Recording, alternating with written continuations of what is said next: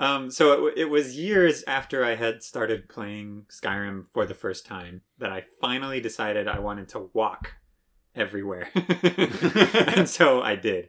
And I instead of fast traveling or taking the wagons or anything, I was like, I'm just gonna try this out. I'm just gonna like walk from settlement to settlement. I think I finally bought a horse, which I had never done in Skyrim before, because I'd forgotten that you could. I didn't even know you could do that. I didn't know you could buy a horse, and so I bought a horse finally because I actually needed one.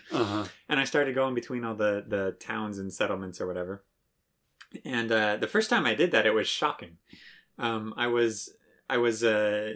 I hadn't previously had any idea what was between any of these places, except for when they sent me on a quest or whatever. But like, I'd never traversed these stretches of road, a lot of which were really beautiful, and like there was this geography and stuff, and the music was so interesting when it's beautiful, like meditative, just atmospheric traveling music. You know, Jeremy Soule did a great job on that game.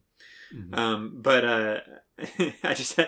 was like, I've been playing this game for years, and I had no idea that all of this stuff was in between here, or that it was so interesting. And I kept having these weird interactions that I'd never had in that game before, like highwaymen encounters and like wild animals and things like that. And then just like interesting people to talk to that would just appear on the roads that I just didn't know about. And there were settlements and towns and points of interest that I just, you know.